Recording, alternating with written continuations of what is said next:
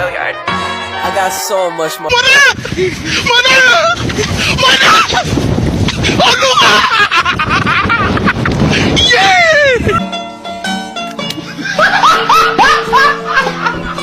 Are you ready, kids? Aye, aye, Captain! I can't hear you. Aye, aye, Captain! Oh!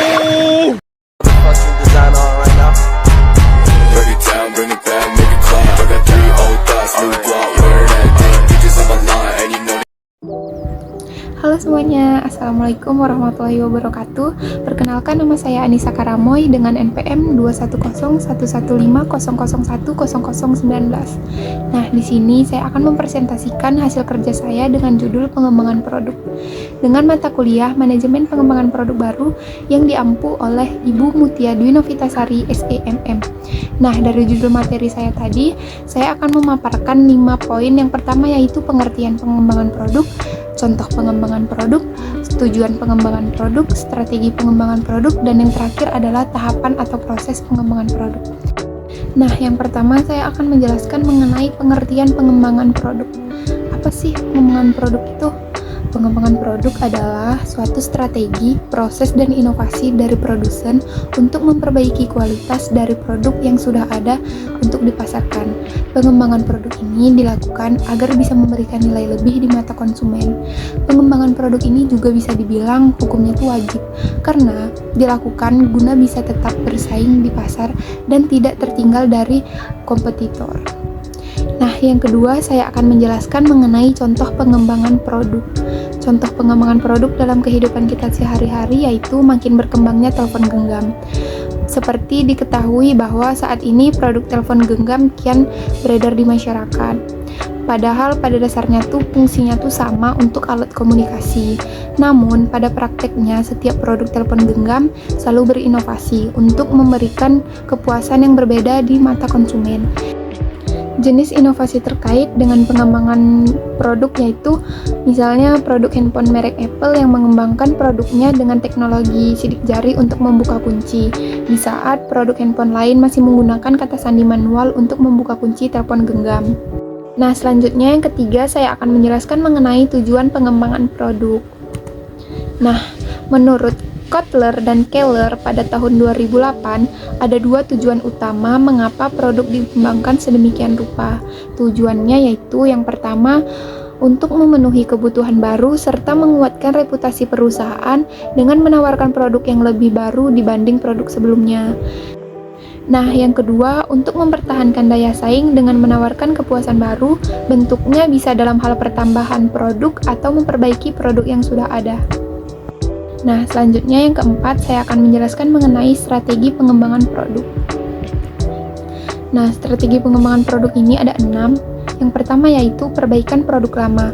Strategi ini dilakukan dengan cara melakukan variasi-variasi baru untuk memperbaiki dan memaksimalkan produk yang sudah ada. Nah, yang kedua ada positioning. Positioning ini dilakukan ketika adanya persaingan yang ketat di dalam satu tipe produk yang sama.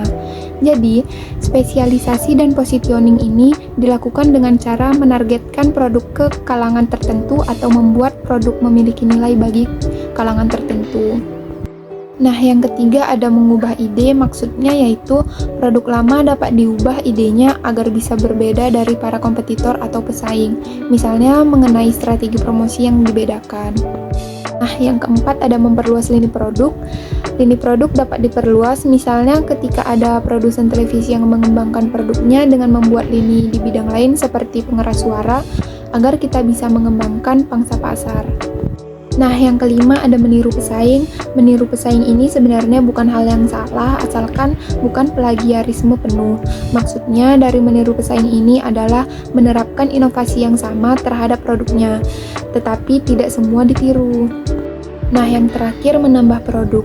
Menambah produk dalam hal ini dimaksud dengan memberikan variasi-variasi baru dari produk yang sudah ada.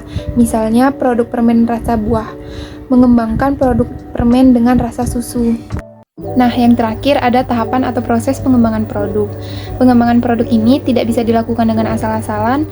Pasalnya ada beberapa tahapan yang harus dilakukan agar pengembangan produk dapat berjalan dengan baik.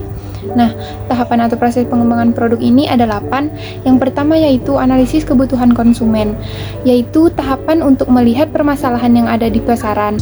Jadi, pada tahapan ini, produsen dapat mencari tahu apa sebenarnya hal-hal yang diinginkan oleh konsumen agar masalahnya terselesaikan. Nah, yang kedua ada munculnya ide. Setelah melakukan analisis, ide-ide biasanya bermunculan dengan berlandaskan permasalahan yang ada di lapangan. Ide-ide itu kemudian dikumpulkan untuk nantinya dijadikan sebagai landasan membuat strategi pengembangan produk. Selanjutnya yang ketiga ada evaluasi dan penyortiran ide. Setelah ide-ide itu dikumpulkan, selanjutnya dipilih mana ide yang sekiranya relevan untuk dieksekusi dan kemudian menghapus ide-ide yang tidak relevan untuk dikerjakan. Nah, yang keempat ada analisis bisnis. Setelah ide disortir, kemudian perusahaan akan menganalisis relevasi ide terhadap jalannya bisnis.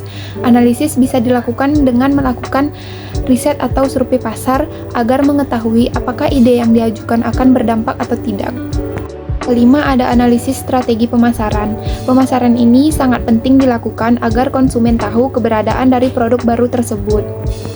Nah, yang keenam ada pengembangan produk. Setelah seluruh analisis dari segi bisnis maupun pemasaran dilakukan, pengembangan produk dieksekusi. Jadi, barang yang akan dikembangkan diproduksi dalam jumlah terbatas. Selanjutnya yang ketujuh ada pengujian produk. Setelah barang yang sudah dikembangkan dilakukan, kemudian barang itu diuji baik secara bisnis maupun secara dampak bagi konsumen. Pengujian-pengujian itu mencakup pengujian konsep dan pengujian desain produk, pengujian pengalaman konsumen terhadap produk, sampai pengujian di laboratorium. Nah, yang terakhir ada tahapan penjualan. Tahapan penjualan yaitu di mana barang yang sudah diuji di laboratorium untuk dijual ke konsumen. Tahapan penjualan ini umumnya beriringan dengan strategi pemasaran produk.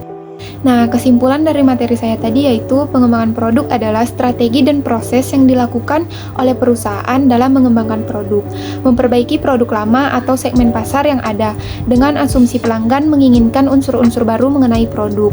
Pengembangan produk sangatlah penting bagi perusahaan agar dapat tetap bertahan. Alasan dasar perusahaan mengembangkan produk baru yaitu meningkatkan penjualan dan keuntungan perusahaan. Nah, mungkin hanya itu presentasi yang dapat saya sampaikan. Semoga bermanfaat untuk teman-teman semua. Lebih dan kurang saya mohon maaf. Wassalamualaikum warahmatullahi wabarakatuh. Dadah.